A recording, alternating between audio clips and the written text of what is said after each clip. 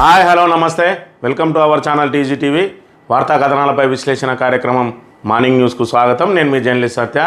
ముందుగా రాజకీయ పరిణామాలను కనుక పరిశీలించినట్లయితే మరి ఏపీలో కొలువుదీరిన కొత్త ప్రభుత్వం కొలువుదీరిన వెంటనే మెగా డిఎస్సికి తన తొలి సంతకాన్ని చేసిండు ఏపీ ముఖ్యమంత్రి చంద్రబాబు నాయుడు. అదేవిధంగా పెన్షన్ల పెంపులో భాగంగా 4,000 పెన్షన్ అమలు చేస్తూ మరి దాని మీద కూడా సంతకం చేసిండు.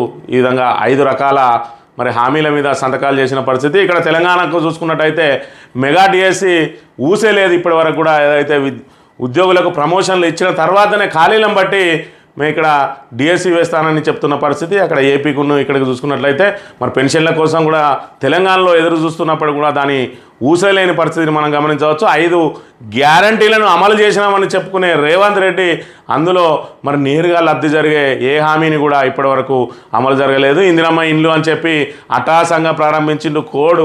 ఏదైతే పార్లమెంట్ ఎన్నికల కోడ్ రాబోయే ముందు అట్టహాసంగా ప్రారంభించిండో దానికి ఇప్పటి వరకు దరఖాస్తుల స్వీకరణ కూడా సరిగా జరగని పరిస్థితి. మరోవైపు మహాలక్ష్మి పథకం అని చెప్పి ఉచిత బస్సు మినహా ఇప్పటి వరకు మరి మహిళలకు కానీ లేదంటే సాధారణ ప్రజలకు కానీ ఏ హామీ అమలైన పరిస్థితి లేదు. మరోవైపు రైతు బంధును రైతు భరోసాగా మార్చాలని కళ్యాణ లక్ష్మిలో మరి ఇక్కడ అదనంగా తులం బంగారం కేటాయిస్తామని పెన్షన్లను మరి 2,000 పెన్షన్ను 4,000 రూపాయలు చేస్తామని చెప్పి మరి అదేవిధంగా మహాలక్ష్మి పథకంలో నేరుగా మహిళలకు 18 సంవత్సరాలు నిండిన మహిళలందరికీ కూడా 2,500 రూపాయలు ఇస్తామని చెప్పిన ప్రభుత్వం ఆ దిశగా కృషి చేయడం లేదు. కేవలం ఏదైతే ఎంపీ ఎన్నికల్లో రుణమాఫీ మీద రెండోసారి మరి ఇక్కడ హామీ ఇచ్చిందో ఆగస్టు 15 లోపు 2 లక్షల రుణమాఫీ చేస్తామని చెప్పి దానికి సంబంధించిన కసరత్తు మాత్రమే జరుగుతుంది తప్ప ఇప్పటి వరకు నిరుద్యోగులకు ఊరట కలిగించే అంశం కానీ అదేవిధంగా మహిళలకు మరి ఆ 2,500 కానీ పెన్షన్దారులకు 4,000 కానీ అదేవిధంగా రైతు భరోసా కానీ బోనస్ విషయంలో 500 బోనస్ ఇస్తా అని చెప్పిన విషయంగా కానీ ఇప్పటి వరకు ఎలాంటి అడుగులు పడని పరిస్థితిని మనం ఇక్కడ గమనించవచ్చు. మరోవైపు ఏదైతే మరి ప్రజలందరినీ ఇటు ఏపీలో జరిగే పరిణామాలను కూడా నిశ్చితంగా పరిశీలిస్తున్న ప్రజల దృష్టిని మరల్చడానికి ఇక్కడ కేసీఆర్ను జైలుకు పంపే కుట్ర కూడా జరుగుతుందని చెప్పి ఇక్కడ కొన్ని పత్రికలు అనుమానాలు వ్యక్తం చేస్తున్నాయి. మరి దానికి సంబంధించే నిన్నటి రోజున రఘునందన్ రావు మరి ఆల్రెడీ కేసీఆర్ మీద ఈడీ కేసు నమోదైందని చెప్పి అదేవిధంగా హరీష్ రావు వెంకట్రామరెడ్డిలకు అదేవిధంగా కేసీఆర్కు ముందుంది ముసళ్ళ పండుగ అని చెప్పి అహంకారపూరిత వ్యాఖ్యలను కూడా మనం ఇక్కడ గమనించవచ్చు. అంటే కాంగ్రెస్ చేసే పనులకు మరి బ్యాక్ ఎండ్ నుంచి బీజేపీ కూడా సహకారం అందిస్తుందని అందులో భాగంగానే గొర్రెల స్కామ్కి సంబంధించి ఈడీ దృష్టి సారించింది. అయితే ఒకసారి రాష్ట్రం వైపు కనుక ఈడీ దృష్టి సారించినట్టయితే అది ప్రభుత్వానికే చేటు తెచ్చే అంశాన్ని అనే విషయం కూడా రేవంత్ రెడ్డి ఇప్పటికే గ్రహించే ఉంటాడు. ఎందుకంటే త్వరలో తనకు సంబంధించిన ఓటుకు నోటు కేసుకు సంబంధించి కూడా మరి ఈడీ ఎంటర్ అయ్యే అవకాశం ఉంటుంది. ఒకసారి కనుక ఈడీని మరి వీళ్ళు ఉద్దేశపూర్వకంగా అందులో ఎంటర్ చేసినట్టయితే మరి వాళ్ళ గొయ్యి వాళ్ళే తవ్వుకునే పరిస్థితి కూడా ఉంటుందనే విషయాన్ని కూడా మనం గమనించాలి. మరోవైపు మరి ఇక్కడ ఏదైతే స్కూళ్ళు ప్రారంభమైన రోజే హఠాసంగా పుస్తకాల పంపిణీని ప్రారంభించిందో ఆ పుస్తకాలన్నింటినీ కూడా వెనక్కి తీసుకుంటున్న పరిస్థితిని మనం గమనించవచ్చు. కారణం దానికి ప్రధానమైన కారణం ఏదైతే ముందు మాటలో మరి సీఎం కేసీఆర్గా పేర్కొంటూ అదేవిధంగా విద్యాశాఖ మంత్రిగా సబితా ఇంద్రారెడ్డిని పేర్కొంటూ ముందు మాట ప్రచురించడమే మన సర్కార్ ఆగ్రహానికి కారణమైంది. దాంతో మన పుస్తకాలన్నింటినీ కూడా రిటర్న్ తీసుకొని దాని ప్లేస్లో కొత్త పుస్తకాల మరి ప్రచురణ చేసి పంపిణీ చేయాలని చెప్పి ప్రభుత్వం ఆదేశించినట్టుగా తెలుసు. ఈ విషయంగా మరి ఇక్కడ ఏదైతే దేశపాల్ శ్రీనివాస్ కానీ అదేవిధంగా మాజీ మంత్రి సబితా ఇంద్రారెడ్డి కానీ మరి ప్రభుత్వం మీద తీవ్ర ఆగ్రహం వ్యక్తం చేసిరు. ఈ దిశగా ఈ విషయంలో ఏపీ సీఎం చంద్రబాబును చూసి నేర్చుకోవాలని చెప్పి ఏదైతే విద్యార్థులకు కిట్లు ఇస్తూ ఉన్నారో జగన్ ఫోటోతోటి వాటిని యథావిధిగా పంపిణీ చేయాలని ప్రభుత్వ మరి నిధులను దుర్వినియోగం చేయవద్దని చెప్పి అక్కడ చంద్రబాబు ఆదేశిస్తే ఇక్కడ కేవలం ఒక పేజీలో సీఎం ముఖ్యమంత్రిగా పేర్కొంటూ ఉన్న ముందు మాట కోసం బుక్కులన్నింటినీ కూడా రిటర్న్ తీసుకొని మరి కొత్త బుక్కులు ప్రింట్ చేయాలని చెప్పి ఆదేశాలు ఇస్తున్న పరిస్థితులను మరి ఇక్కడ ఆమె దుయ్యబట్టిన అంశాన్ని అదేవిధంగా దేశపతి శ్రీనివాస్ దుయ్యబట్టిన అంశాన్ని కూడా ప్రధానంగా గమనించాలి. ఏదైతే ఎన్నికలకు ముందు మరి ఇక్కడ రేవంత్ రెడ్డి ప్రభుత్వం మరి కాంగ్రెస్ పీసీసీ అధ్యక్షునిగా ఉన్నప్పుడు ప్రజాధనం దుర్వినియోగం కాకుండా తాను చూస్తానని చెప్పి అదేవిధంగా మరి పీఠం ఎక్కడితోటే అసలే ప్రజాధనాన్ని దుర్వినియోగం కానీ అని చెప్పి ఈరోజు మాత్రం కేవలం పేర్ల కోసం ప్రజాధనాన్ని దుర్వినియోగం చేస్తున్న పరిస్థితి. మరోవైపు నెపం కేసీఆర్ మీద నెడుతూ తాను విలాసాలు అనుభవిస్తున్న పరిస్థితిని కూడా ఇక్కడ ప్రతిపక్షాలు దుయ్యబడుతున్న పరిస్థితిని మనం ఇక్కడ గమనించవచ్చు. వార్తా కథనాలను కనుక పరిశీలించినట్టయితే తెలంగాణ దినపత్రిక ముందుగా తెలంగాణ దినపత్రికలో కేసీఆర్ అరెస్టుకు ప్లాన్, జైల్లో వేసి దెబ్బ కొట్టాలి, ఈ 5-6 నెలల్లోనే వేసేయాలి, ఎన్నికల ముందు కేసీఆర్ను జైల్లో వేస్తే చంద్రబాబుకు వచ్చినట్టు సింపతి వస్తుంది, ఇప్పుడే వేస్తే 4 ఏళ్లలో మర్చిపోతారు, ఓటుకు నోటు కేసు ప్రతీకారంతో రగిలిపోతున్న సీఎం రేవంత్ రెడ్డి, ఒక్కరోజైనా కేసీఆర్ను జైల్లో పెట్టేలా plan, Delhi liquor policy case తరహాలోనే కేసీఆర్ అరెస్టుకు ప్రయత్నాలు, కవిత మీద వర్కౌట్ చేసిన ప్లానే. రఘునందన్ రావు వ్యాఖ్యలతో అనుమానాలు, సీఎం రేవంత్ రెడ్డి పంతానికి బీజేపీ సాయం, తెర వెనుక జోరుగా సాగుతున్న వ్యవహారం, జస్టిస్ నరసింహారెడ్డి కమిషన్ తీరు కూడా అనుమానాస్పదమే, మీడియాతో జస్టిస్ నరసింహారెడ్డి మాటలు, టీవీ చర్చలలో కమిషన్ సభ్యులు అంతా స్కెచ్ ప్రకారం జరుగుతుందా అని చెప్పి ఏదైతే కేసీఆర్ అరెస్టుకు మరి ఇక్కడ ప్లాన్ జరుగుతూ ఉంది, జైల్లో వేసి దెబ్బ కొట్టాలని చెప్పి ఏదైతే రేవంత్ రెడ్డిని ఓటుకు నోటు కేసులో మరి జైలుకు పంపించిందో అదేవిధంగా కేసీఆర్ మీద కూడా తన ప్రతీకారం తీర్చుకోవడానికి మరి ఒక్కరోజన్నా కేసీఆర్ను జైల్లో పెట్టాలని చెప్పి మరి ఇక్కడ రేవంత్ రెడ్డి తహతాలాడుతాడని, దానికి బీజేపీ వెనుక నుంచి సాయం అందిస్తుందని, అందుకు నిన్నటి రోజున రఘునందన్ రావు చేసిన వ్యాఖ్యల నిదర్శనం అని పేర్కొంటూ ఇక్కడ తెలంగాణ దినపత్రిక మరి వార్తను ప్రచురించింది. ప్రతీకారంతో సీఎం రేవంత్ రెడ్డి రగిలిపోతున్నారా, మాజీ సీఎం కేసీఆర్ టార్గెట్గా పావులు కదుపుతున్నారా, ప్రజాపాలన అనే కాన్సెప్ట్ను పక్కన పెట్టి ప్రతీకారం అనే కాన్సెప్ట్ ఎంచుకున్నారా, దీనిలో బీజేపీ కూడా భాగస్వామ్యం అవుతుందా అంటే అవుననే సమాధానం వస్తుంది. రాష్ట్రంలో అధికారాన్ని చేజిక్కినందుకు ప్రయత్నిస్తున్న కమలం పార్టీ చీకటి ఒప్పందాలతో ముందుకు వెళ్తుందని ప్రస్తుత రాజకీయ పరిణామాలు ఇక్కడ చూపిస్తున్నాయని చెప్పి నిన్నటి రోజున ఏదైతే మరి ఇక్కడ రఘునందన్ రావు మరి అసహనంతో చేసిండో లేదంటే మరి ఉద్దేశపూర్వకంగా చేసిండో కానీ ఖచ్చితంగా ఆల్రెడీ కేసీఆర్ మీద ఈడీ కేసు నమోదైందని చెప్పిన పరిస్థితి. ఈ నేపథ్యంలో ఇక్కడ బీజేపీ కాంగ్రెస్ అండగాగుతోందని చెప్తున్న పరిస్థితిని కూడా మనం ఇక్కడ గమనించవచ్చుగా.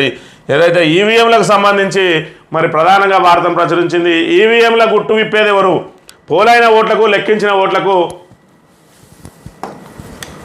భారీ తేడా, సంచలనం సృష్టిస్తున్న ది వైర్ కథనం, చర్చనీయాంశంగా మారిన ఏపీ అసెంబ్లీ ఫలితాలు, అనుమానాలు వ్యక్తం చేస్తున్న మాజీ సీఎం జగన్, ఈవీఎంలపై దేశవ్యాప్త చర్చ జరగాలని వ్యాఖ్య అని చెప్పి ఏదైతే మరి ఆంధ్రప్రదేశ్లో మరి కూటమికి ఏకపక్షంగా 164 సీట్లు వచ్చినాయి 175లో.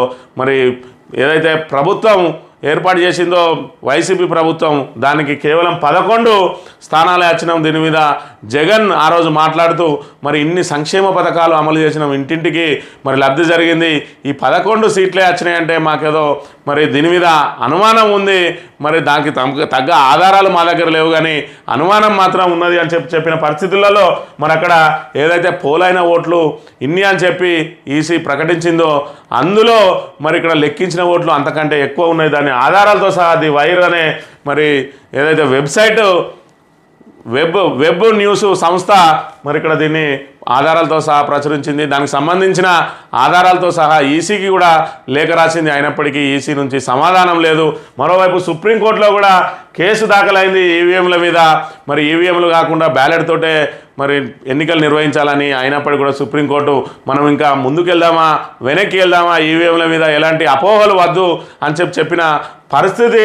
అయినప్పటికీ కూడా మరి భారీ తేడా ఎందుకు వచ్చిందని చెప్పి మరి కోరినట్లయితే కొంతమంది మాక్ పోలింగ్లో ఏవైతే ఓట్లు వేసిందో అవన్నిటిని కూడా మళ్ళీ రీసెట్ చేయలేదు, దాంతో ఓట్లు అదనంగా పడ్డ పరిస్థితి అని చెప్పి మరి చెప్తున్నప్పటికీ దానికి కూడా ఆధారాలు చెప్పిన పరిస్థితులలో మరి ఈవీఎంల మీద నీళ్ళు అలుముకుంటున్న పరిస్థితిని కూడా మనం ఇక్కడ గమనించవచ్చు. ఇక కేసీఆర్ సబితా పేర్లున్నాయని పాఠ్యపుస్తకాలు వెనక్కి, ఆలస్యంగా గ్రహించిన అధికారుల తీరుపై సర్కార్ ఆగ్రహం, పుస్తకాలు వెనక్కి తీసుకోవాలన్న ఆదేశం, మళ్ళీ ప్రింట్ చేసి పుస్తకాలు పంపిణీ, ప్రభుత్వం చర్యలపై సబిత మండిపాటు అని చెప్పి ఏదైతే మన అక్కడ గత ప్రభుత్వ హయాంలో ఆర్డర్ చేసిన మరి పాఠ్యపుస్తకాలకు సంబంధించి మరి వాళ్ళు ముందుగానే దాన్ని ప్రింట్ చేసింది కాబట్టి దానికి సంబంధించి ముఖ్యమంత్రిని కేసీఆర్గా పేర్కొంటూ అదేవిధంగా విద్యాశాఖ మంత్రిగా మరి సబితా ఇంద్రారెడ్డిని పేర్కొంటూ మరి ముందు మాటలో వాళ్ళు ప్రచురించిన అంశాన్ని అధికారులు ఆలస్యంగా గ్రహించిండు.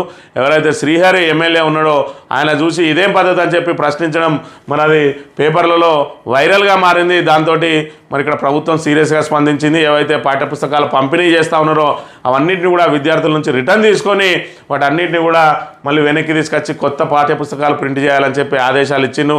మరోవైపు సబితా ఇంద్రారెడ్డి మరి అక్కడ ఆంధ్రలో ఏదైతే మన ముఖ్యమంత్రిగా పదవి బాధ్యతలు చేపట్టినో చంద్రబాబు నాయుడు ఆయనను చూసి మరి గుణపాఠం తెచ్చుకోవాలని నేర్చుకోవాలని చెప్పి చెప్తున్న పరిస్థితి. జగన్ ఫోటోలతోటి ముద్రించిన మరి విద్యార్థులకు సంబంధించిన కిట్లను యథావిధిగా పంపిణీ చేయాలని చెప్పి అక్కడ ముఖ్యమంత్రి చంద్రబాబు నాయుడు అధికారులను ఆదేశించిండు ప్రజాధనం మరి వృధా కానివద్దని చెప్పి ఆయన ఆచరణలో చూపిస్తూ ఉంటే రేవంత్ రెడ్డి మాత్రం కేవలం మాటలకే పరిమితమైండు. మాటలు పిఆర్ స్టెంట్లు చూపించి ఆచరణలో మాత్రం ఆయన అహంకారాన్ని చూపిస్తూ ఉన్నాడని చెప్పి తీవ్రంగా ఆరోపణలు చేసిన పరిస్థితిని మనం ఇక్కడ గమనించవచ్చు. ఇక ఆ పని ఆర్టీసీ బస్సు అడ్డం తిరిగిన మహిళ వికలాంగుడిని ఎక్కించుకోలేదని నిరసన. రాష్ట్రంలో ఉచిత బస్సు ప్రయాణం మొదలైనప్పటి నుండి బస్సులు సరిగ్గా ఆపడం లేదనే అపవాదు మరి మూటగట్టుకున్నది. రిక్వెస్ట్ స్టాప్ దగ్గర బస్సులు ఆపకుండానే వెళ్ళిపోతున్నాయి. దీంతో అటు ప్రయాణికులు తీవ్ర ఇబ్బందులు పడుతున్నారు. గురువారం మహబూబాబాద్ జిల్లాలో ఓ మహిళ తన వికలాంగుడి కొడుకును బస్సు ఎక్కించుకోలేదంటూ ఆందోళన దిగింది. బస్సుకు అడ్డం తిరిగి కూర్చున్నది. తన కొడుకు వికలాంగుడని ఎవరు బస్సు ఎక్కించుకోవడం లేదని ఆమె ఆవేదన వ్యక్తం చేసిందని చెప్పి ఏదైతే మరి ఆర్టీసీ బస్సులు మహిళలు ఆపిన కాడ మరి మహిళలకు 0 టికెట్లు కాబట్టి మరి వాళ్ళకు ఆదాయం తగ్గుతూ ఉన్నదని చెప్పి ఒకవైపు మరి ఇక్కడ ఏదైతే ఆ బస్సు డ్రైవరు కండక్టర్ల మీద ఆదాయానికి సంబంధించి కూడా మరి సంస్థ ఒత్తిడి తెస్తూ ఉన్నది. మరోవైపు ఉచిత టికెట్లు ఇస్తూ ఉన్నది. ఈ నేపథ్యంలో వాళ్ళు కేవలం మహిళలు ఉన్న చోటగా బస్సులు ఆపడానికి మాత్రం వాళ్ళు ఆపకుండా వెళ్ళిపోతున్న పరిస్థితి. ఈ నేపథ్యంలో మరి బస్సు ఆపకుండా వెళ్ళిపోతున్న ఒక బస్సుకు అడ్డం తిరిగి మహిళ అక్కడ కూర్చొని మరి నిరసన తెలిపిన పరిస్థితిని ఇక్కడ మనం చూస్తూ ఉన్నాం. ఇది తెలంగాణ దినపత్రికలో. ఇక ప్రజా సమస్యలపై పోరాడదాం, చంద్రబాబు తప్పులు లెక్కించాలి, త్వరలోనే రాష్ట్ర వ్యాప్తంగా పర్యటిస్తా, కార్యకర్తల్లో ధైర్యం నింపాలి అని చెప్పి జగన్ మరి ఇక్కడ పార్టీ శ్రేణులకు మరి పిలుపునిచ్చిన పరిస్థితి. వాళ్ళు ధైర్యంగా ఉండాలని, ప్రజా సమస్యలపై పోరాడదామని, అదేవిధంగా చంద్రబాబు తప్పులు చేస్తే ఆ తప్పులన్నింటినీ కూడా మనం ఎండగట్టడానికి సిద్ధంగా ఉండాలని చెప్తున్న పరిస్థితి. ఇక రేవంత్ రెడ్డి అన్న తిరుపతి రెడ్డి అనుచరుల దౌర్జన్యం, వాటర్ ట్యాంకర్ డ్రైవర్పై దాడి, తీవ్ర గాయాలతో హాస్పిటల్ పాలైన డ్రైవర్ అని చెప్పి ఏదైతే అయ్యప్ప సొసైటీలో మరి అక్కడ ఒక స్కూల్లో ఆ స్కూలు పిల్లలకు మరి వాటరు అందజేయడానికి వాటర్ ట్యాంకర్ అక్కడ పెడితే ఆ దిశగా వచ్చిన రేవంత్ రెడ్డి అన్న తిరుపతి రెడ్డి అనుచరులు మరి తమ వాహనం వెళ్ళడానికి అడ్డుగా ఉన్నాడని చెప్పి ఏకంగా డ్రైవర్పై దాడి చేసి రక్తగాయాలు చేసిన పరిస్థితి. ఈ రకంగా దౌర్జన్యాలు చేస్తున్న విషయాన్ని కూడా మనం ఇక్కడ గమనించవచ్చు. రాష్ట్ర వ్యాప్తంగా ఆశల నిరసన, ఎగ్జామ్ నిర్వహణపై ఆందోళన, 18,000 వేతనం ఇవ్వాలని డిమాండ్. రాష్ట్ర వ్యాప్తంగా ఆశా వర్కర్లు ఆందోళన బాట పట్టారు. కనీస వేతనం 18,000 ఇవ్వాలని డిమాండ్ చేస్తూ నిరసన చేపట్టారు. పెండింగ్లో ఉన్న 4 వేతనాలను వెంటనే విడుదల చేసి ఆదుకోవాలంటూ ధర్నా చేపట్టారని చెప్పి ఏదైతే ఆశలకు కొత్తగా మరి ఆశా వర్కర్లకు కొత్తగా ఎగ్జామ్ నిర్వహించి అందులో ఉత్తీర్ణులైన వారికి 5,000 రూపాయల జీతం ఇస్తామని చెప్పి ప్రకటించింది సర్కారు. మరోవైపు మా శ్రమ దోపిడికి గురవుతూ ఉన్నది. ఇప్పుడు కొత్తగా మాకు ఎగ్జామ్స్ పెట్టడేంది, ఈ తరుణంలో మాకు బేషరతుగా 18,000 శాలరీ ఇవ్వాలని చెప్పి వాళ్ళు డిమాండ్ చేస్తూ నిరసనలకు దిగిన అంశాన్ని మనం ఇక్కడ గమనించవచ్చు. ఇక నమస్తే తెలంగాణ విషయానికి వస్తే మనం పొలాలలో మరి గతంలో ఎర్ర జెండలు వాతిన అంశాలను చూసినాం. అప్పుడు ఎవరు వాతాయంటే రెడ్లకు, రావులకు, దొరలకు ఏదైతే మరి వందలాది ఎకరాలు ఉన్నాయో దానిలో నక్సలైట్లు ఎర్ర జెండాలు వాతి వాటిని భూములను ఎవరు దున్నవద్దని చెప్పి హెచ్చరించి వాటిని ప్రజలకు పంచే మరి కార్యక్రమం ఉండేది ఒకప్పుడు తెలంగాణలో. ఇప్పుడు ఏకంగా మరి సహకార బ్యాంకులే ఎర్ర జెండాలు వాడుతున్న పరిస్థితి మరి కాంగ్రెస్ ప్రభుత్వ హయాంలో మనం ఇక్కడ చూడవచ్చు. ఇది సర్కారీ ఎర్ర జెండాలు, అప్పు తీర్చలేదని సహకార బ్యాంకు సిబ్బంది నిర్వాహకం, పొలంలో జెండాలు వాతి వేలం వేస్తున్నట్లు ఫ్లెక్సీ ఏర్పాటు, రైతు భూమిలో ఎర్ర జెండాలు, అయితే వీటిని పాతింది ప్రభుత్వమే. పంట రుణాల వసూలుకు కర్కశంగా వ్యవహరిస్తున్న బ్యాంకర్లు రైతులను దారుణంగా అవమానిస్తున్నారు. తాజాగా ఓ రైతు అప్పు చెల్లించలేదని అతడి భూమిలో సహకార బ్యాంకు అధికారులు ఎర్ర జెండాలు వాతారు. కామారెడ్డి జిల్లా లింగంపేట మండలం పొలకంపేటకు చెందిన రైతు రాజశేఖర్ రెడ్డి మండల కేంద్రంలో సహకార బ్యాంకులో తన భూమిని తనఖా పెట్టి అప్పు తీసుకున్నాడు. సకాలంలో అప్పు చెల్లించకపోవడంతో సొసైటీ అధికారులు రికవరీ దిగారు. పంట దిగుబడి రాలేదని, ప్రభుత్వ సాయం అందలేదని ఎంత చెప్పినా వినలేదు. అసలు వడ్డీ కలిపి 7,82,000 కావడంతో రైతు భూమిని వేలం వేయాలని నిర్ణయించిందని చెప్పి ఇక్కడ మరి ఏదైతే బ్యాంక్ అధికారులే ఎర్రజెండాలు వాడుతున్న పరిస్థితి. ఒకప్పుడు మరి తెలంగాణ భూములలో నక్సలైట్లు ఎర్రజెండాలు వాడడం చూసినాం. మరి కాంగ్రెస్ ప్రభుత్వం వచ్చిన తర్వాత ఏకంగా బ్యాంక్ అధికారులే ఎర్రజెండాలు వాతే మరి కొత్త కొత్త విషయాలను కూడా మనకు ఇప్పుడు చూస్తున్న పరిస్థితిని మనం గమనించవచ్చు. ఇక సిరుల మరమగ్గం, తుక్కు కింద తూకం, సాంచా సప్పులతో సిరులు పొంగిన నేల ఇప్పుడు ఉరితాడు ముందు ఊగిసలాడుతున్నది. బంగారు వర్ణాల చీరలతో మెరిసిన మరమగ్గాలు ఇప్పుడు తుక్కు కింద తూకం అవుతున్నాయి.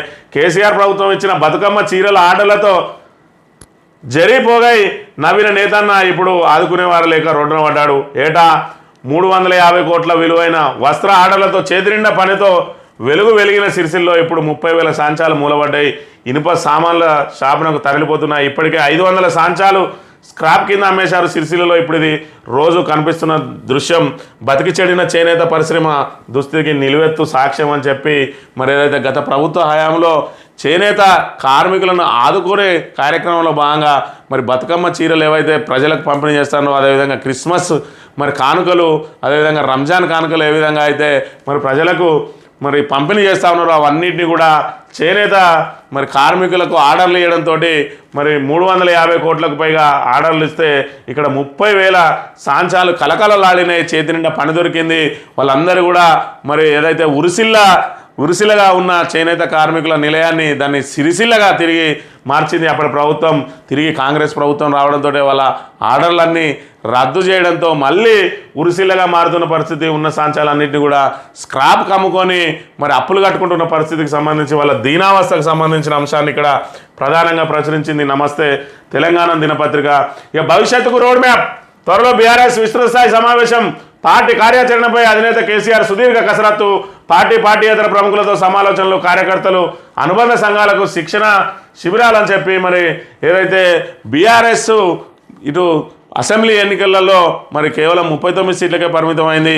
ఇక ఎంపీ ఎన్నికలకు వచ్చేటప్పటికైతే పూర్తిగా ఖాతా తెరవలేకపోయింది. దీంతో మరి ఏదైతే నిరాశ నిస్పృహల్లో ఉన్న క్యాడర్ను ఉత్తేజపరచడం కోసం మరి భవిష్యత్తుకు మరి రోడ్ మ్యాప్ తయారు చేస్తూ ఉన్నది. అందులో భాగంగా మరి విస్తృత స్థాయి సమావేశాలు, అదేవిధంగా పార్టీ కార్యాచరణ ఏ విధంగానే ఉండాలనే దాని మీద మేధావులతోటి ఇతర ప్రముఖులతోటి మరి చేస్తూ, అదేవిధంగా మరి పూర్తి స్థాయి కమిటీలను వేసి వారికి శిక్షణ కార్యక్రమాలు కూడా మరి ఇవ్వడానికి ప్రయత్నం చేస్తూ ఉన్నది. అనుబంధ కమిటీలను కూడా పూర్తి స్థాయిలో వేసి మరి కార్యకర్తలను ఉత్తేజపరిచే కార్యక్రమానికి తెరలేపుతున్నదని చెప్పి ఇక్కడ చెప్పిన పరిస్థితి. ఇక 1563 మందికి మళ్ళీ నీట్, వారికి ఇచ్చిన గ్రేస్ మార్కుల ఉపసంహరణ. నీటి యూజీపై కేంద్రంకు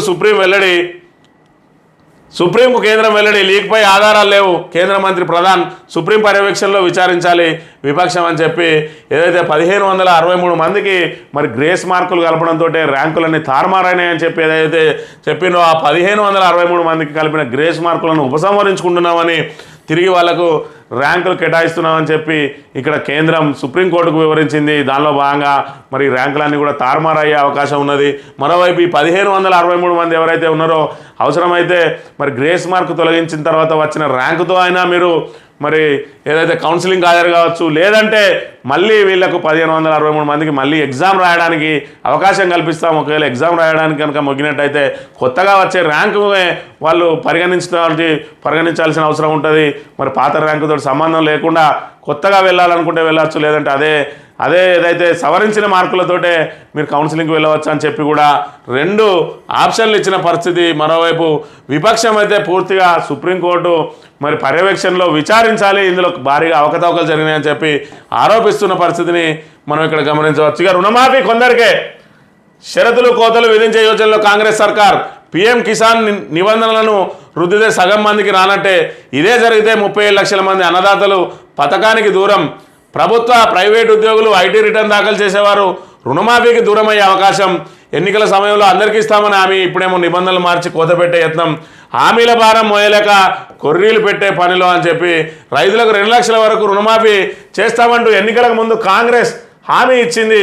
తొలుత డిసెంబర్ 9నే చేస్తానని నమ్మబలికి ఆ తర్వాత తేదీలు మార్చుకుంటూ వచ్చింది. ఇటీవల లోక్సభ ఎన్నికల సమయంలో హామీని మళ్ళీ ప్రస్తావిస్తూ ఆగస్టు 15 కల్లా రుణమాఫీ చేస్తానని సీఎం రేవంత్ చెప్పారు. ఊరూర దేవులపై ఓట్లు కూడా వేసిండ్రు. తీరా ఓట్ల పండుగ పూర్తయ్యాక పథకానికి నిబంధనలు రూపొందించే పనిలో ప్రభుత్వం నిమగ్నమైంది. కొర్రీలు విధించి కోతలు పెట్టి హామీల భారం తగ్గించుకునేందుకు సిద్ధమైంది అని చెప్పి ఏదైతే మన పీఎం కిసాన్ నిబంధనలనే మరి ఇక్కడ రుణమాఫీకి అమలు చేస్తామని చెప్తా ఉన్నది రేవంత్ రెడ్డి ప్రభుత్వం.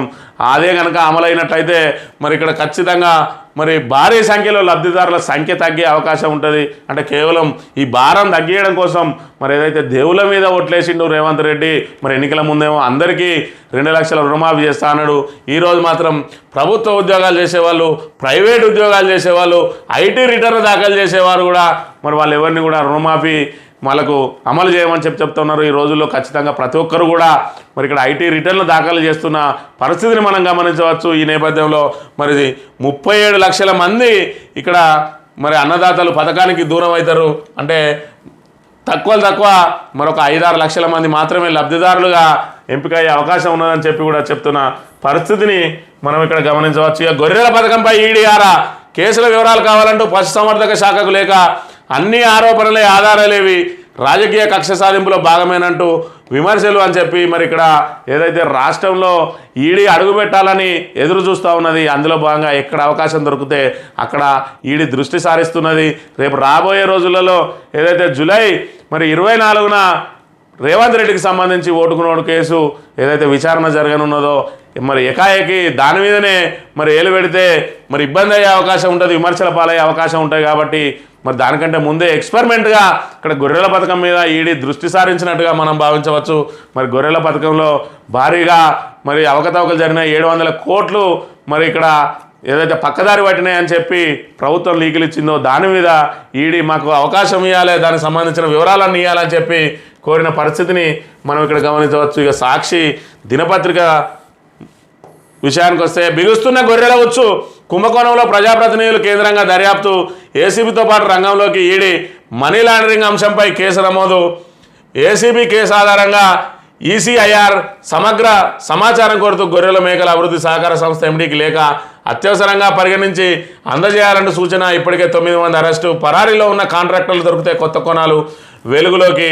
నేడు పశుసంవర్ధక శాఖ కార్యాలయానికి ఈడీ అధికారులు అని చెప్పి ఇక్కడ నిన్న రోజున రఘునందన్ రావు ఏదైతే మరి ఇక్కడ కేసీఆర్ మీద కేసు నమోదైందని చెప్పిండో ఇక దానికి సంబంధించిన ఇదే కేసు ఏదైతే గొర్రెల్లో స్కామ్ జరిగిందని ఆ స్కామ్ అంతా కూడా కేసీఆరే చేసిండని చెప్పి ఈ రకమైన కుట్రలకు పాల్పడుతూ ఉన్నది ఇటు కాంగ్రెస్ ఇటు బీజేపీలు కలిపి.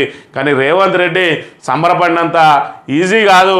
ఈరోజు గొర్రెల పథకంలో ఏలుపెట్టిన ఈడీ రేపు ఓటుకు నోటు కేసులో ఏలుపెడుతుంది. ఖచ్చితంగా రేవంత్ రెడ్డి మెడలు వంచడానికే ఈడీ రాష్ట్రం మీద డేగ కన్నేసుకొని చూస్తూ ఉన్నదనే విషయాన్ని కూడా ప్రధానంగా ఇక్కడ మనం గమనించాల్సిన అవసరం ఉన్నది. అదేవిధంగా ఆగస్టు 15 కల్లా ఎంకూరు లింక్ పూర్తి.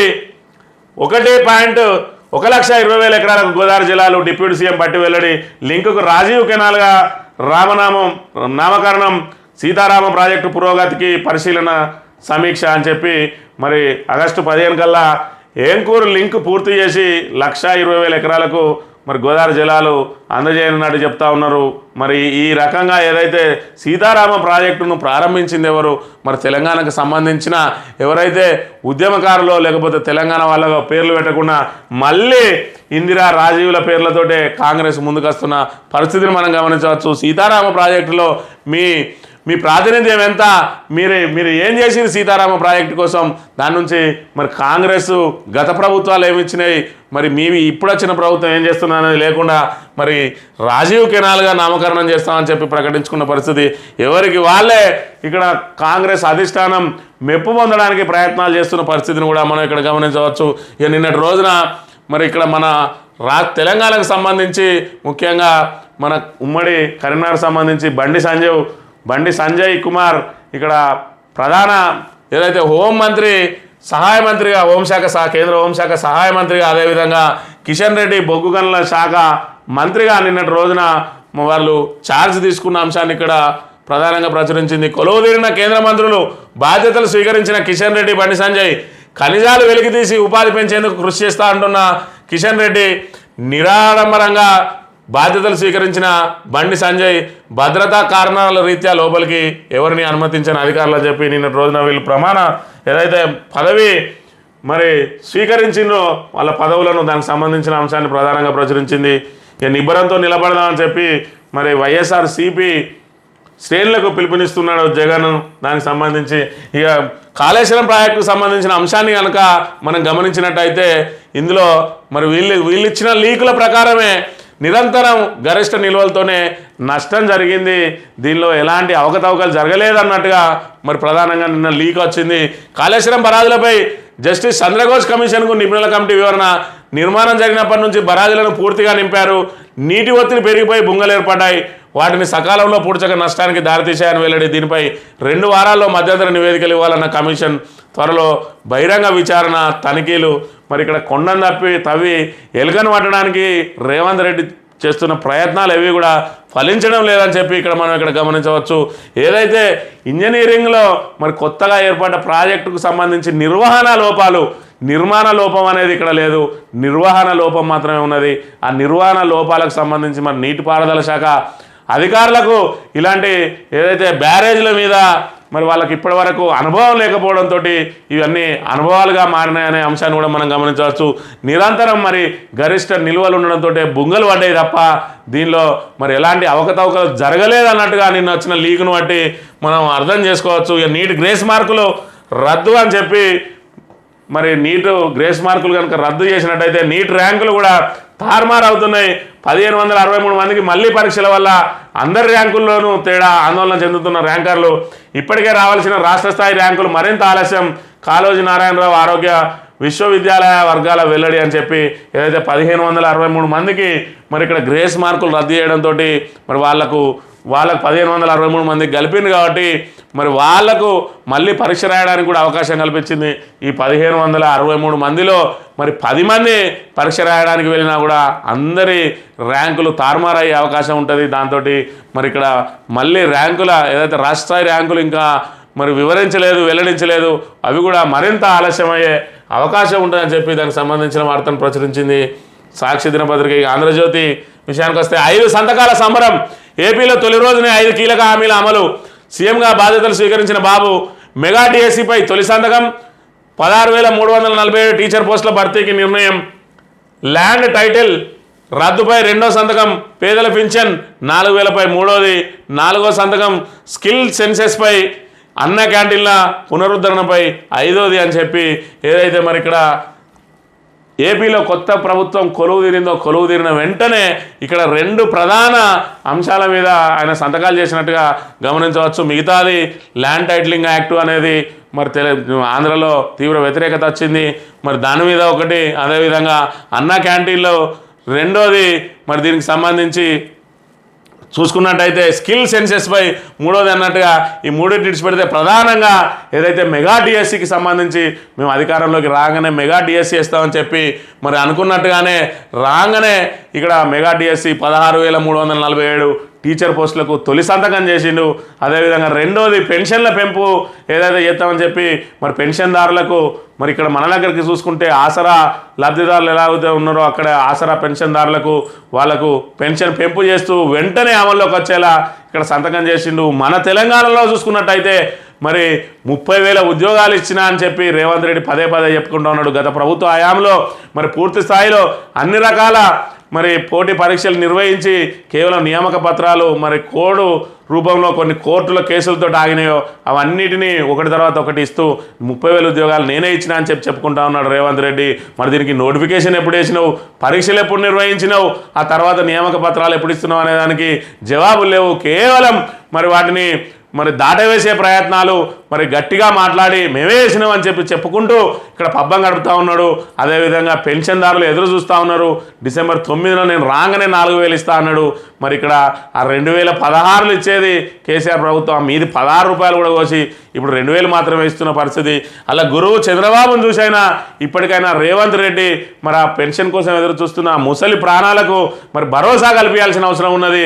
ఏదైతే 2,000 4,000 చేస్తా అని చెప్పి మరి 4,000 చేసి మరి ఆయన అదేవిధంగా నిరుద్యోగులు ఎదురు చూస్తున్నట్టుగా మెగా డిఎస్సిని కూడా మరి త్వరలో ప్రకటించాలి. ఇప్పుడు రేవంత్ రెడ్డికి ఒక కొత్త మరి భయం పట్టుకున్నది. ఏదైతే చంద్రబాబు నాయుడు ఆయన గురువుగా ఏదైతే భావిస్తూ ఉన్నారో మరి గురువు ప్రజారంజక మరి కార్యక్రమాలు చేపడతా ఉంటే శిష్యుడు మరి తిట్లదండకం అందుకొని ఏదైతే గత ప్రభుత్వం మీద కమిషన్లు వేస్తూ విచారణలు చేస్తూ దానికి సంబంధించిన లీకులు ఇస్తూ మరి దాంతోటే పబ్బం గడుపుతూ ఉన్నాడు. ఇది ఎక్కువ రోజులు నడవది.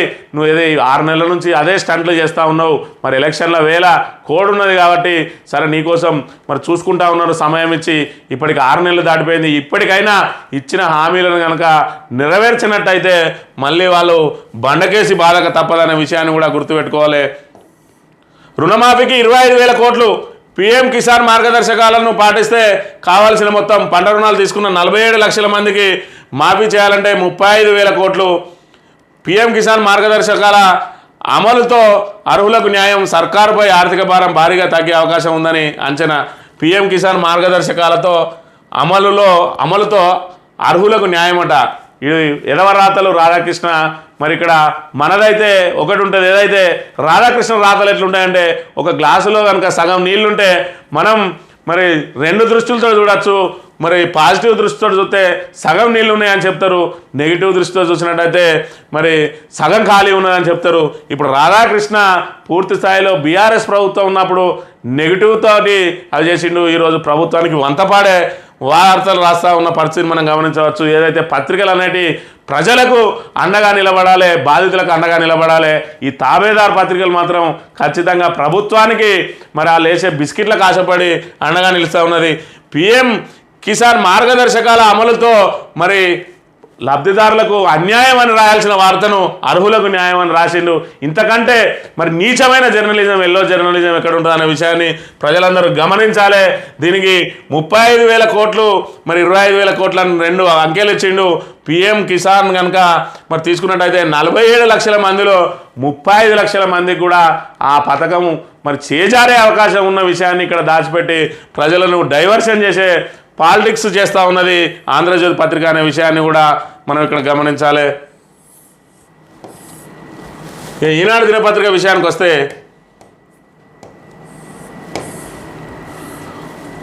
ఖనిజాల తవ్వకాలతో ఉపాధి అవకాశాలు పెంచుతామని చెప్పి నిన్నటి రోజున బొగ్గు గనుల శాఖ మంత్రిగా మరి బాధ్యతలు తీసుకున్న కిషన్ రెడ్డి చెప్తా ఉన్నాడు. అదేవిధంగా హోంశాఖ సహాయ మంత్రిగా ఇక్కడ బండి సంజయ్ కూడా ఏదైతే బాధ్యతలు స్వీకరించిందో దానికి సంబంధించిన అంశాన్ని, ఇక స్వయం సహాయక సంఘాల ఆధ్వర్యంలో మహిళా శక్తి క్యాంటీన్లు, సచివాలయం, కలెక్టరేట్లు, కార్యాలయాలు సహా 200 చోట్ల ఏర్పాటుకు సన్నాహాలని చెప్పి ఏదైతే తెలంగాణ ప్రభుత్వం మరి ఇక్కడ మహిళా శక్తి క్యాంటీన్లను నిర్వహిస్తామని చెప్పి కొత్తగా ఒక ప్రకటన చేసింది.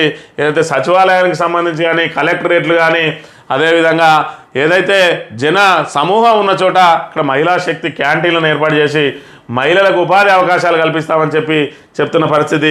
ఇక నిన్నటి రోజున మరి సీతారామ ప్రాజెక్టు ఏదైతే ప్రతిష్టాత్మకంగా బీఆర్ఎస్ ప్రభుత్వం తీసుకొని నిర్మించిందో ఆ ప్రాజెక్టు వద్ద నిల్చునే ఇక్కడ బీఆర్ఎస్ను మరి విమర్శిస్తున్న అంశాన్ని మనం ఇక్కడ గమనించవచ్చు. బారాస హయాంలో నీటిపారుదల చిన్నాభిన్నం, రాజీవ్ సాగర్, ఇందిరా సాగర్ల రీడిజైన్లతో 20,000 కోట్ల దుర్వినియోగం, మంత్రి ఉత్తమ్ కుమార్ రెడ్డి విమర్శలు, ఉప ముఖ్యమంత్రి భట్టి, మంత్రులు పొంగులేటి తుమ్మలతో కలిసి సీతమ్మ సాగర సందర్శన అని చెప్పి ఇక్కడ బారాస హయాంలో నీటిపారుదల చిన్నాభిన్నమైందని చెప్పి ఏదైతే బారాస ప్రభుత్వం మరి ఇక్కడ ప్రతిష్టాత్మకంగా తీసుకొని త్వరితగతిన సీతారామ ప్రాజెక్టు నిర్మించిందో ఆ నిర్మించిన ప్రాజెక్టు మీద ఉండే సిగ్గు ఎగ్గు లేకుండా కాంగ్రెస్ మంత్రులు మరి ఇక్కడ గత ప్రభుత్వాన్ని విమర్శిస్తున్న పరిస్థితి మనం గమనించవచ్చు.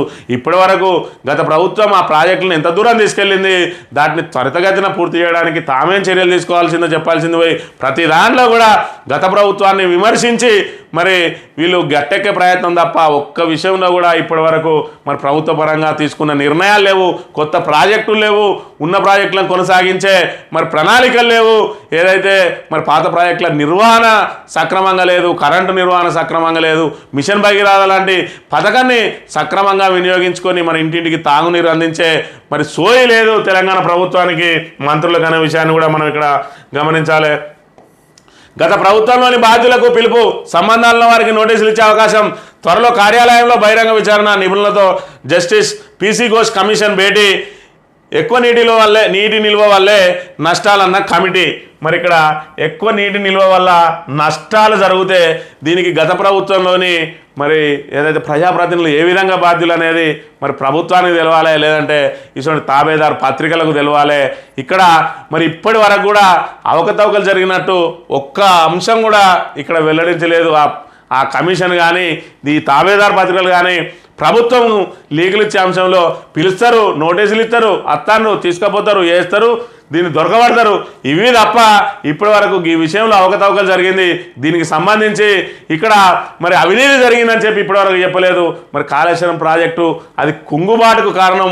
మరి నీటి నిల్వలు కొత్తగా ఏర్పాటు చేసిన ప్రాజెక్టు, ఈ ప్రాజెక్టుల మీద అధికారులకు అనుభవం లేదు, దాంతో నీటి నిల్వల మూలంగా బొంగలు ఏర్పడ్డాయి. ఆ బొంగలను సకాలంలో గుర్తించడంలో మరి ఇంజనీరింగ్లు విఫలమైనరు, దాంతో బొంగలు ఏర్పడి కుంగింది అని చెప్పి ఇప్పటివరకు ప్రాథమికంగా వచ్చిన మరి రిపోర్ట్లను బట్టి తెలుస్తున్న తరుణంలో మరి దీనికును మరి ఇక్కడ అవినీతికి ఏం సంబంధం అనే విషయాన్ని ఇక్కడ కొండందవి ఎలుకను పట్టే మరి ఇక్కడ రేవంత్ రెడ్డి ప్రభుత్వమే ప్రజలకు వివరించాల్సిన అవసరం ఉన్నది. ఇందిరమ్మ ఇళ్లపై కసరత్తు, కోడ్ ముగియడంతో దరఖాస్తుల పరిశీలనపై దృష్టి 3 నెలల్లో పూర్తి చేసేందుకు కార్యాచరణ వివిధ రాష్ట్రాల్లో గృహ నిర్మాణ పథకాలపై అధ్యయనానికి నిర్ణయం అని చెప్పి 82,82,000 దరఖాస్తులు వచ్చినాయని చెప్పి చెప్తా ఉన్న పరిస్థితి. మరోవైపు మరి ఇందిరమ్మ ఇళ్ళ దరఖాస్తులను కూడా మళ్ళీ స్వీకరించడానికి కూడా మరొక ప్రయత్నాలు చేస్తున్నారని గతంలో ఒక ప్రకటన కూడా వెలువడ్డది. అదేవిధంగా ఇందిరమ్మ ఇళ్లను మరి 3 నెలల్లో పూర్తి చేసేందుకు కార్యాచరణ అంటున్నారు దరఖాస్తుదారుల ఎంపికను. అదేవిధంగా వివిధ రాష్ట్రాల్లో గృహ నిర్మాణ పథకాల మీద అధ్యయనం చేస్తా అని చెప్తున్న పరిస్థితి. మరి గతంలో కూడా కాంగ్రెస్ ప్రభుత్వ హయాంలో ఇందిరమ్మ ఇల్లు నిర్మించినామని గొప్పగా చెప్పుకునే కాంగ్రెస్ పార్టీ మళ్ళీ వివిధ రాష్ట్రాల్లో గృహ నిర్మాణ పథకాల వీధికి వెళ్తామని చెప్తున్న పరిస్థితిని కూడా మనం ఇక్కడ గమనించవచ్చు. ఇక స్థానిక వార్తల విషయానికి వస్తే ఆశా కార్యకర్తల ఆగ్రహం అని చెప్పి ఏదైతే ఆశా కార్యకర్తలు ఉన్నారో వాళ్ళందరూ కూడా మాకు కనీస వేతనం 18,000 చెల్లించాలి, అదేవిధంగా ఎగ్జామ్ రద్దు చేయాలని చెప్పి నిన్న రోజున ఉమ్మడి కరీంనగర్ జిల్లాలో కూడా పూర్తి స్థాయిలో ఆందోళన చేసిన పరిస్థితి. ఇక్కడ జగిత్యాల కలెక్టరేటు, ఇక్కడ కరీంనగర్ కలెక్టరేటు, అదేవిధంగా పెద్దపల్లి కలెక్టరేట్ల ముందు మరి ఇక్కడ ఆందోళన చేసిన పరిస్థితిని మనం గమనించవచ్చు. అదేవిధంగా మెగా డిఎస్సి జరిగేనా, ప్రమోషన్ల ప్రక్రియ పూర్తయితేనే కొత్త ఖాళీలు, ఇంకా తొలగని న్యాయపరమైన చిక్కులు, ఏ క్షణంలో ఏం జరుగుతుందో తెలియని ఆందోళన, టెట్ అర్హత లేకుండా ఇస్తున్న ఉద్యోగ ఉన్నతులపై ఉత్కంఠ, డిఎస్సి కోసం కుస్తీ పడుతున్న నిరుద్యోగులు, పదోన్నతులకు ముడిపెట్టకుండా నోటిఫికేషన్ ఇవ్వాలని డిమాండ్లు అని చెప్పి మరి గతంలో ఉపాధ్యాయ నియామకాన్ని డిఎస్సినే మరి ఇక్కడ వేదికగా చేసుకొని డిఎస్సి ద్వారా ఉపాధ్యాయుల నియామకం చేసేది. దానికి ఖచ్చితంగా మరి డిఎస్సి రాయాలంటే టెట్ పరీక్ష రాయాలని చెప్పి దానికి ఒక మార్గనిర్దేశం చేయడంతో ఆ తర్వాత 2010 తర్వాత నుంచి మరి ఇక్కడ టెట్ ఉన్న వాళ్ళకు మాత్రమే డిఎస్సి రాయడానికి అర్హత ఉన్నది. ఈ లోపల గతంలో ఉన్న ఎవరైతే టీచర్లు ఉన్నారో వాళ్ళందరూ కూడా టెట్ పరీక్ష రాయాలని చెప్పి అప్పుడే పదోన్నతులకు లింక్ పెట్టిరు. ఆ తర్వాత ఎవరైతే మరి నాన్ టెట్ టీచర్లు ఉన్నారో వాళ్ళందరూ కూడా కోర్టుకు వెళ్తే వాళ్లకు మరి యథావిధిగా పదోన్నతులు ఇవ్వాలని చెప్పిన నేపథ్యంలో మరి ఇక్కడ వాళ్లకు కోర్టుకు వెళ్ళిన వారికి మాత్రమే ఇవ్వాలన్నా లేదంటే నాన్ టెట్ ఉపాధ్యాయులందరికీ ఇవ్వాలన్నా అనే అంశం తేలకముందే మరి ప్రభుత్వం అందరికీ పదోన్నతులు ఇవ్వడానికి ప్రయత్నం చేస్తూ ఉన్నది. అందులో భాగంగా ఈ పదోన్నతులకు సంబంధించి మరింత ఆలస్యం జరిగే అవకాశం ఉన్నది. పదోన్నతులు ఫిల్ అయితేనే మరి ఇక్కడ ఖాళీల సంఖ్య తెలుస్తా అని ప్రభుత్వం చెప్తా ఉన్నది. దానికి మరి ఇప్పుడు మెగా డిఎస్సి మీరు రాగానే మెగా డిఎస్సి ఇస్తామన్న రేవంత్ రెడ్డి 6 నెలలు అయినా దీని మీద కసరత్తు పూర్తి చేయకపోవడంతో మరి ఇప్పటికైనా అది జరిగేనా అని చెప్పి మరి ఇక్కడ టీచర్ అభ్యర్థులు అందరూ కూడా ఎదురు చూస్తున్న పరిస్థితిని మనం ఇక్కడ చూడవచ్చు. ఇక చినుకు జాడేది, నైరుతి ఋతుపవనాలు వచ్చిన కురువని వర్షాలు ఆకాశం వైపు ఆశగా చూస్తున్న రైతులు అని చెప్పి మరి పలకరించినట్టే పలకరించింది, కానీ వర్షాల జాడ మాత్రం లేదు.